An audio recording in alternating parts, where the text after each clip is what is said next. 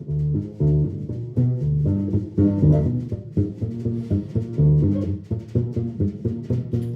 afternoon, everyone. I am Tami Reiss. I work at a company called Pivotal Labs. Similar to Razorfish, we are an agency, but I personally have been giving some version of the talk of Demo This for probably 3 or 4 years, long before I was at Pivotal Labs, back when I was living in Los Angeles. I think that we build really amazing things, but if we cannot find a way to well communicate that to our potential users, we fail. If you cannot communicate that to VCs or users or the people who are going to buy your product, what's the point, right? So you need to be able to demo. Generally, demoing basic skills are very similar to public speaking. So anything you've ever heard about public speaking applies to demoing. But you see that guy up there sweating? If you weren't aware, you are not alone for being afraid of public speaking. There's an anxiety disorder for it. It's called glossophobia, and 74% of people have it. When they rank #1 fears of people, it's generally in the top 3 or 4. It's crazy how much people hate public speaking. And when you feel passionate about something, when it's your baby, like your application or your web app or something else you've built, you're gonna be even more nervous about it because you're much more sensitive to any sort of critique that's gonna come through it, right? So understand that going in.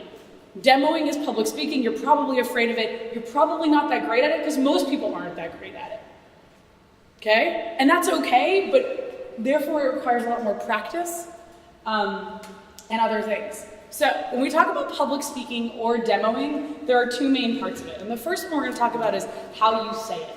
So who would like to say something about what's really important when you're either public speaking or demoing for how you say it? Attention getter. That might be more on the what you say part, which is part 2. But you should be loud. Make it simple. Loud, what? Make it simple. Make it simple. Definitely. Simplify. A few minutes ago, Kyle probably in his head thought the word integration and said a different set of words, which was perfectly accurate so that everybody could understand it. Don't use complicated words. That's definitely true. How you say it confidently, you're showing off something you love. You want someone else to love it. Talk confidently about it. Slowly, pace, cadence. I can talk really, really, really fast. If I talk really, really fast, what all the screen's gonna show you, no one will understand anything, right? But if I talk slowly and I let people listen, process, there's a much better chance that they're gonna then understand what I've said, and it will hopefully resonate with them, or even better yet, help them understand if it doesn't resonate with them, who it might resonate with. Right? Who is going to use this app if it's not them? So those are the sort of things we talk about when it comes to how you say it. I have a whole separate slide on pauses. Pauses are important. Pauses allow people to understand what you're talking about. When you're demoing an app or a web app or a website or anything, pause. You're showing something to someone for their first time. You've seen it 100 million times. It is probably their first time. When you get to your first screen, pause. Let someone look it over. Let someone look at the colors and the buttons. Let them understand the landscape of what's going on your screen or your page. Pause. Then say something. And pause again. Let them understand what it is that you've said. Let them process it.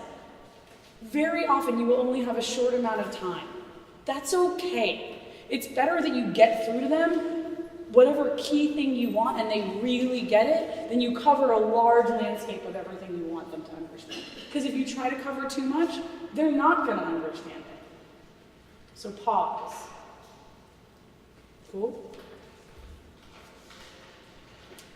Any questions about how you say before we move on to what you say? Passion. Passion's one of those hard ones, right? So I come to the table with a lot of passion about a lot of things that I do. And sometimes it comes off as too strong, right? There are definitely audiences that passion is not necessarily where you want to go. So just know your audience. The next slide, or 2 or 3 slides later, says know your audience. And that's really what you say comes back to. So what you say is the content. Content is king, right? We know that about websites, we know that about slide decks, we know that about anything we're gonna present. The same thing happens when you're demoing your web app or your mobile app or the new bottle of water you have. Like what you're saying, that content is the core, right? How you say it is a presentation layer, right? The content is what you're presenting, what is important, right? And when we think about the what, there's this guy named Simon Sinek. I recommend everybody, and I mean everybody on the entire planet, watch his TED Talk on what he calls the golden circle. Very often when we talk about things, we have a tendency to talk about what something is. Look at my phone, look at my iPhone, it's awesome. You see my iPhone, it's great. I use it, how, you go into how, I type in my passcode and then I can use it. Why do I use it? Because I like to be able to connect it to all the things, right? If you start with the center, if you start with the why with your content, it resonates with people so much more. So, I live in New York City. I used to live in Los Angeles for 13 years. I grew up in Miami. I have friends across the country. This little device right here helps me stay connected to them. How do I do that? It has a phone, it has text messages, etc. What is it? It's a phone. It's a mini computer I keep in my pocket. Which of those two examples did you feel like you wanted my iPhone from more? Right? And that happens with everything. So the demo, this used to be called Life's a Pitch, and before that it was called Pitch Anything, before there was a book called that. But you're gonna be pitching lots of things in your life, whether it's the girl at the bar or your fiance as to where you should go on your honeymoon, like pitching happens, but talk about the why first. At Pivotal, the first question we ask everybody is, what are your goals, right? So when you think about the user that you're demoing to, think about them, like know your audience. Think about what their goals are. Think about why your thing is going to help them, right? Why did you build this? You didn't build it because you were like, oh, I want to take part in a BigApps challenge. You built it because you saw a problem, right? And hopefully that problem is big enough. So talk about the problem. Talk about the current situation of the world that needs a solution, right? And then talk about how you got there and what it is. Questions about the golden circle or the why?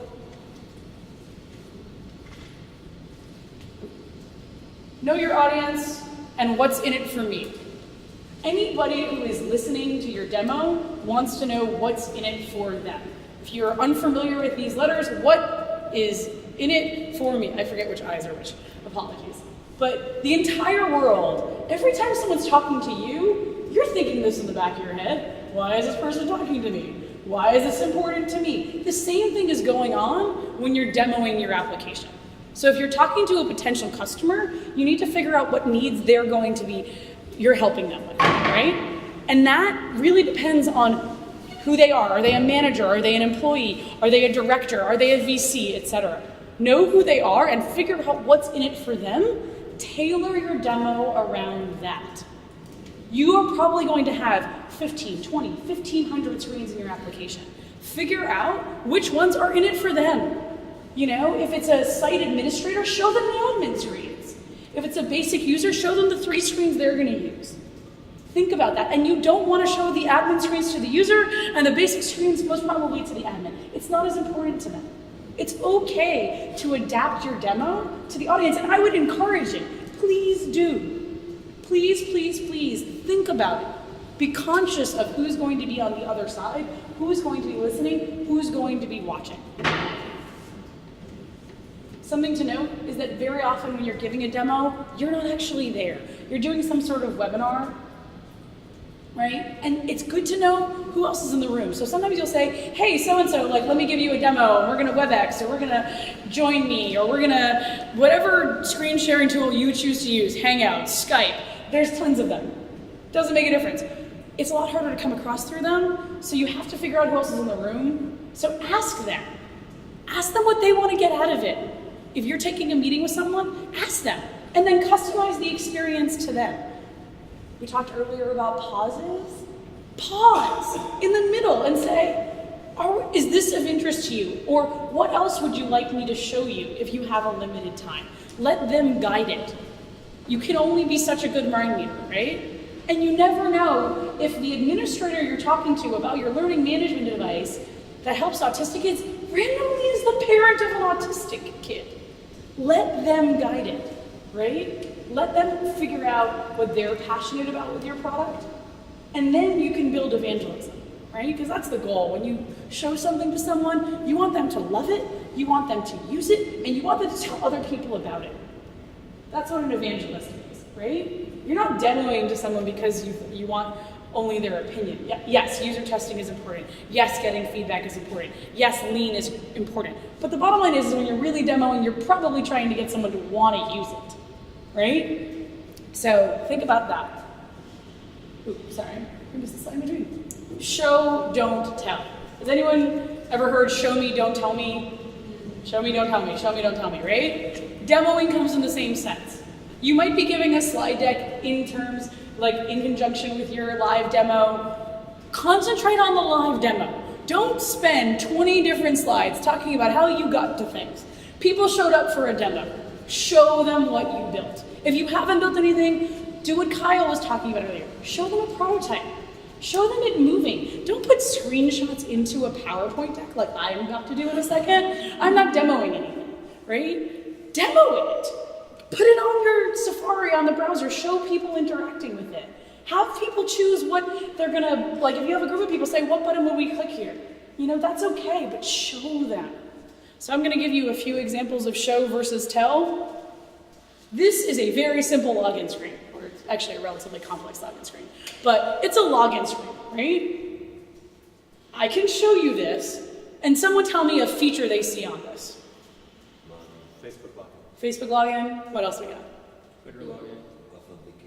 Authentication, it's secure, there's Twitter, there's Google. You could have written that as a slide, right? Here are the features of our new screen. Easy login with Facebook, Twitter, and Google. It's secure. We've got forgot password, and it's easy to access our sign up button. Those are features. Those are all things that there were user stories around, if not 2 or 3 user stories around. But I can show this, and people are like, oh, you've got secure login, we can move on. The same thing probably happens on any of the screens of your app. Don't spend multiple slides talking with bulleted lists of all the different things you do. Show people. Show it in action. It doesn't help anybody to see this. It's a lot of reading. It's a lot of cognitive processing. It's not very interesting. There's not a good understanding as to the information hierarchy. I can log in. There's social connections. Moving on. You just saved yourself 15 seconds in your 4-minute presentation. Next thing, I see this a lot. User testing results. Our customers love us. 90% of the 18 people we talked to said they'd use it again. 44% of them told me they'd tell a friend. There's only 18 people. Chances are, at this point, you're talking to a small number of people. And that's okay, you should be talking to those people. Talk to those people. But make them real. These 3 people, there's only 3 people I'm talking about. It's not 99%, it's not 44%, but I wrote about Jessica. Oh, this whole thing came out wrong, apologies. Jessica, who's a sales manager, says, this is the best thing I've seen in years. I can't wait to use it at work, right? Mike D, the office manager, says, wow, I can't believe I've been living without this for so long. You're at a qualitative state. When we talk about user research, there's quantitative and qualitative. Quantitative is when you have lots of numbers and they need to be mashed up by people who know things about Excel. When you only have 18, 20, 30, 40, 50, even up to 100 really, you're really much more in the qualitative state. That you're talking about people's opinions. You want to talk about their emotionality on it. So after you give your wonderful demo with all of the screens, throw in a slide like this. We talked to people who would use it, and these are the exact quotes of things they said about us. Because this is much more powerful than 99% of the 18 people we tested with love us, right? Questions about this versus that? Yeah. I was just going to make the point also that whether you're trying to get money or get someone to understand you, if you're not speaking to 40 to 60 to 70-year-olds and you're thinking, you're probably going to miss the point. Because you've got to be able to say it really fast, because they're all going to say, I've seen this before. And if you get to right away, this is what it is, this is what it does differently, and then go through it, even if the world falls apart, they will have a takeaway of what you're trying to do. Yeah, it's a really good point. Personalize it. You're showing something new, right? You're showing it to someone who you're hoping is either going to use it or want to give you money so that other people can use it. Show people that somebody wants to use it.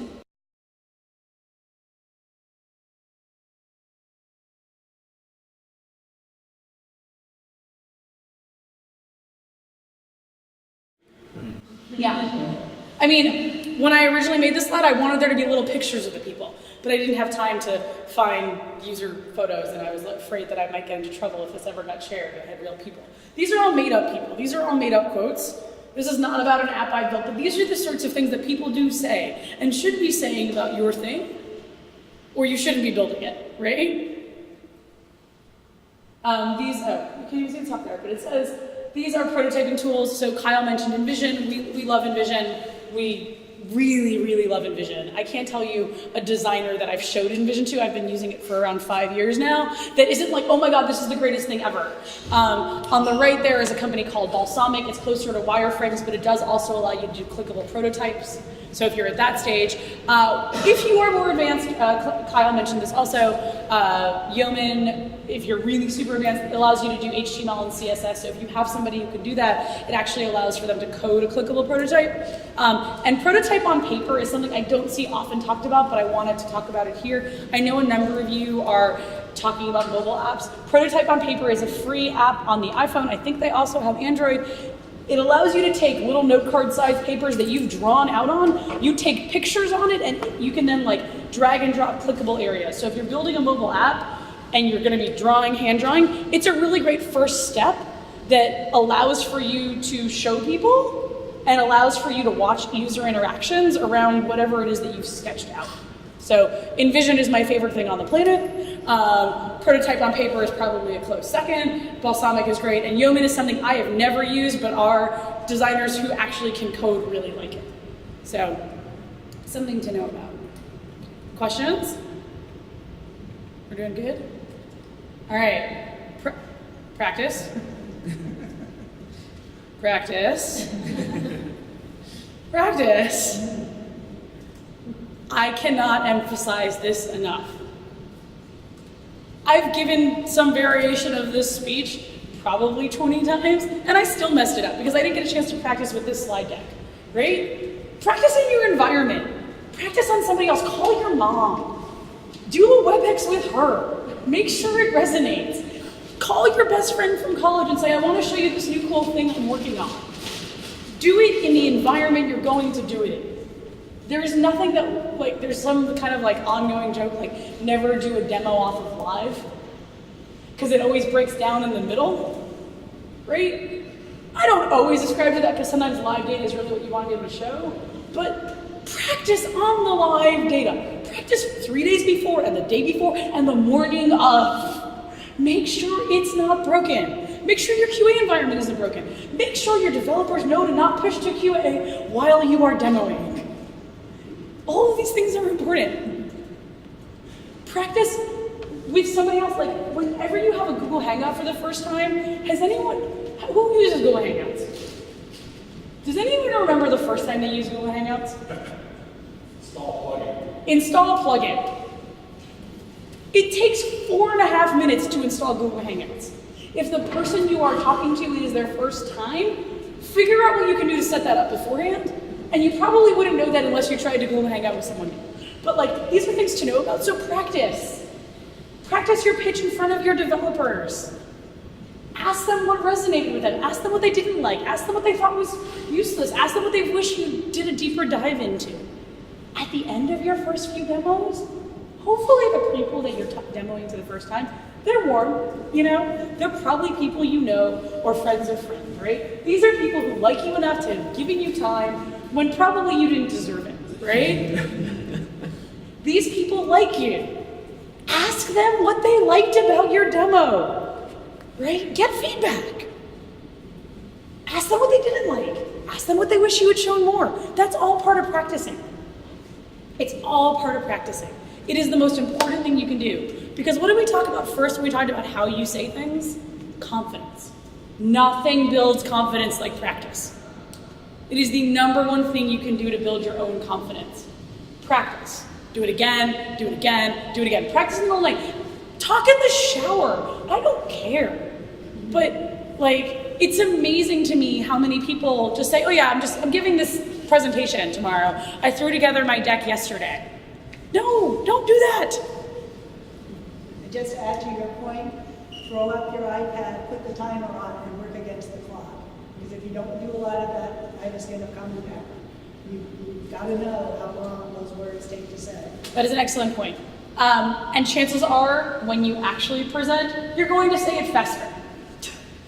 There isn't, it's like a basic rule of when you're going to public speak. Chances are, unless you are the President of the United States and you're a professional orator, you are going to say things faster than when you practiced it. I am talking faster right now because I'm in front of you, and believe it or not, that still makes me nervous.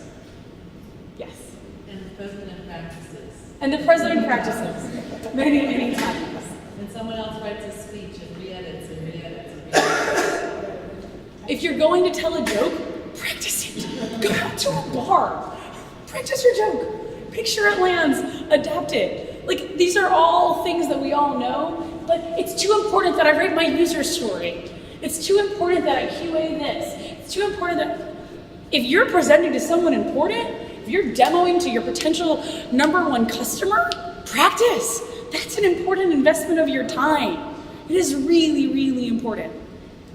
All right, so we can show live things, right? Show the real thing you've built. We can show prototypes, again, in the show land. Don't tell, show them. Have them play with it if you can. There are a few different tools out there that allow you to share your screen and then let somebody else click. Use them. They're not hard to use, they're hard to find. Use them. Because you want someone else doing it, right? Don't say this was really easy. Oh, share your screen. Let them see how easy it was, right? It's always going to be easy to you to do because you know where all the buttons are, right? People know that when you demo to them. Let them do it. Cool? All right. This is my official slide for questions. It has 2 parts. 1, I'm going to ask you if you guys want questions, but before that, we're going to talk about the importance of leaving room for questions. If you only have 15 minutes to talk, assume you should only be talking for 10, max of those. Let people ask questions, let people guide that. You might have noticed that throughout today's speech, I let you guys ask questions, right? That's really important. It's part of the pausing. If you pause and no one says anything, ask them. Is there a point of confusion here? Do you want me to clarify anything? What would you like me to show you next? There's nothing wrong with asking those questions. Most people like it, because let me tell you, narcissism is rampant. People care about themselves. They want to know what's in it for them. Let them talk. Feed their ego a little bit. There's nothing wrong with that. All right, now for your questions. More of a comment, tangentially, but I think in addition to the practice, also, like if you're dealing with live data, to have some kind of backup, because in case something goes wrong, Yes. maybe have a canned version of that thing with you. Absolutely. Because I've seen it time and time again where something's been done live, like sometimes there's Wi-Fi. That is a really great point. Yeah, I mean, that's where your clickable prototype always comes in. Like, always have that ready as a backup. Have the printed out papers as a backup. Like, have backups. Things go wrong, totally. I was going to say that the #1 mistake people make is they assume wherever they're going has the technology that can show whatever they're bringing. So, you need one of those adapters that adapts to everything, like HDMI cable, DVI cable, whatever, because you'll go into this conference room even a VC and you'll think they have all the stuff. They don't. They have a projector, and you have to figure out how to use it. So, It's a really good point. I know the last time I was pitching in a VC, I brought paper backup, I brought all the cords, and I actually know these guys already, so And you look prepared. Like, that builds confidence. You showed up prepared. And just to add to that, it's usually not possible, but if you can book 30 minutes to an hour before in the room and you need it, often it's not possible, but you can. Totally agree. Especially if people are coming to you, like, Conference rooms in the modern office space are sparse. I get that. We have the same problem at our office. I'm building an app to help people book rooms in their offices, I'm not joking. But show up 10, 15, 20, 30 minutes early. Book their room earlier so that that other meeting before it, when it runs late, doesn't impact your demo. You don't sit there scrambling. Your people don't end up waiting behind you. And beyond that, you've already fixed all the IT. That if something's wrong, you can call over the IT person and get it fixed before the important people show up.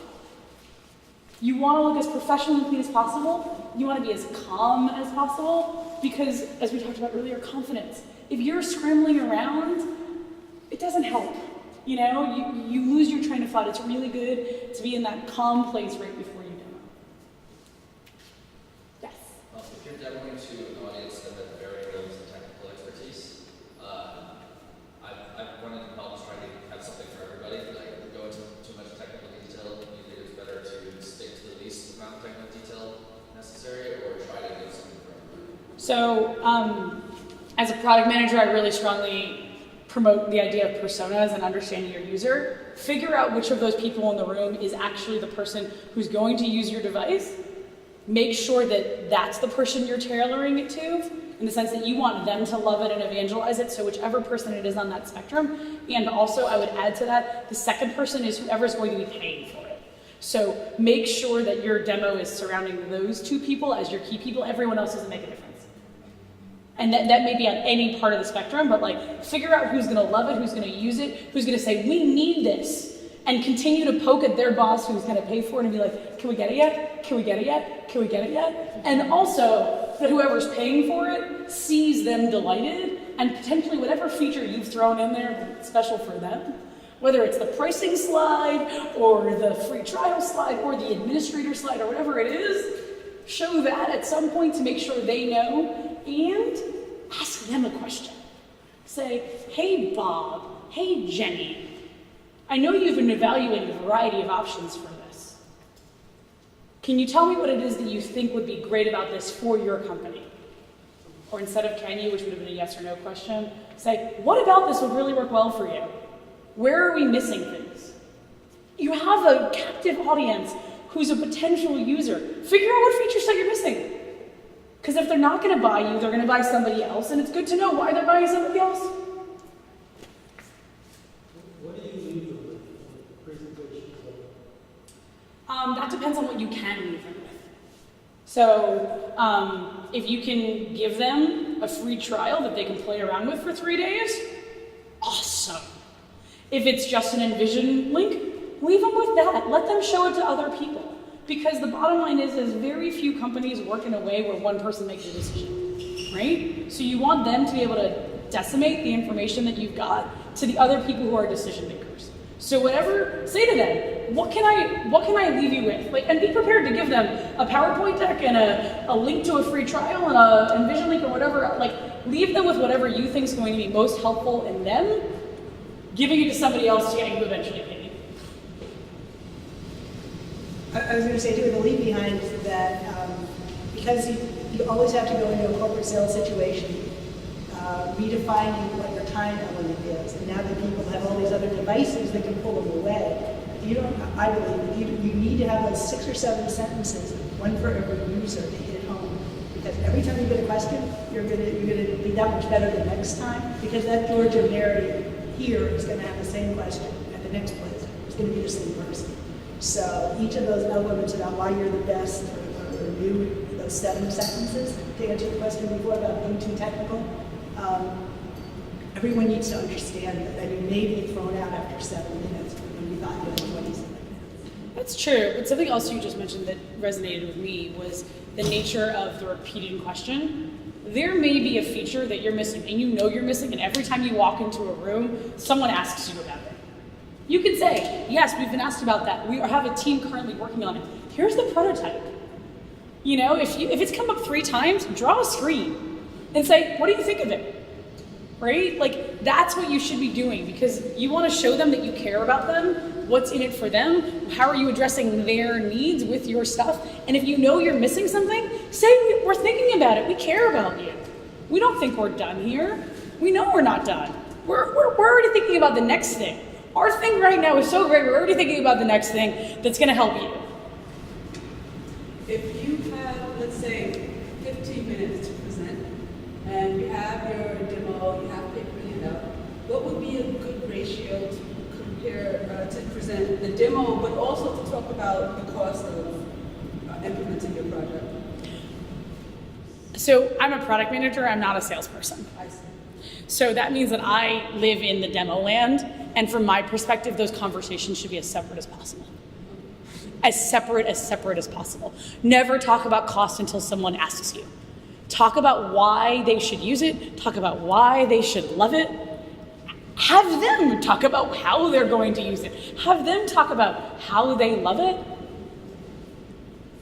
And then when someone says, I really want this, what's involved with getting it? Say, I can either connect you with our salesperson or here's our pricing sheet. Those are the sort of leave behinds. But like, even that, I would hate to leave back a pricing sheet. Because like, then people just sit there playing around with the numbers instead of playing with your stuff. If someone loves your stuff, they will find a way to pay for it. What's your opinion on use case demoing as opposed to just showing the product and all its features? Explain to me the differentiation with use case demo. An actual user, so this user's gonna find an apartment, so they're using the app this way. They'll go through these steps and they make a decision to do this, and do that, and do that. So it's showing features, but it's a specific use case associated to how your website runs. So I prefer the use case demo, but not in the sense of like, imagine yourself as this, figure out who the person is or what kind of user they're concerned about, and say like, this is what would happen to them, and preface it with, our app has a lot of functionality that meets a variety of users, like these 3 types. We're gonna delve into this because I know that's what you care about most. So you have in the back of your mind, for them, hey, we do more than just this. If you wanna see that, I'm happy to show it to you later today, or I can come back. Right now, I really wanna concentrate on this, which is your biggest concern. It's more efficient to do it that way. Yeah. Yourself. Do a deep dive. Production, you could go that whole level and say, here, click it this way, it will be broken, I think versus just taking a slice of the experience, which is the use case. Easier for you to build that, to not have to build out the entire experience. And you'll find that it works. And when you're giving like a big room, figure out again, as we mentioned earlier, which core group you really want to be amazed and delighted. Additional questions, comments, user stories? You mentioned that you know several programs. Are you able to recommend one where you can share the screen and they can interact? So I know WebEx does it.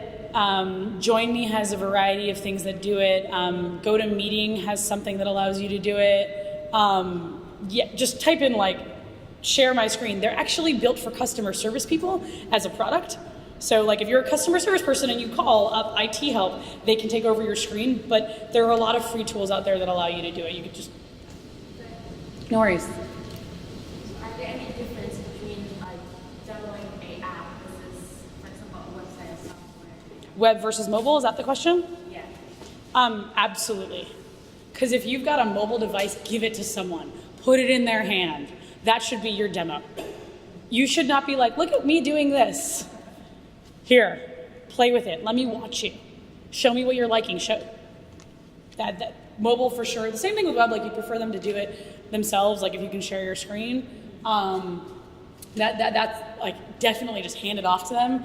It means that you can do it anywhere, right? Like your mobile doesn't have the Wi-Fi problem. It might have a service problem, but like it's probably got something on it. You can do that at a coffee shop. It's a lot harder to like scrunch next to each other, next to a laptop in a coffee shop, right? Use a big screen for things that are big screen. Use a small screen for things that are small screen is what I really recommend. I was going to say, people that I really get user feedback, I can just hand my phone to people and let them mess around with that. Yeah, And like, the same 5 things, but everyone, so you know what it is. totally. I want to be respectful of whoever's speaking next. So I've definitely gone a little over time, but I have cards. Pivotal Labs is where I work. We're in Chelsea. I'm always happy to talk. We have free breakfast. Feel free to come by. I'll be here probably for the next few hours if you want to. I'm a person wearing the Sudoku dress. I'm hard to miss. Cool. Thank you guys for coming and good luck with all of your apps.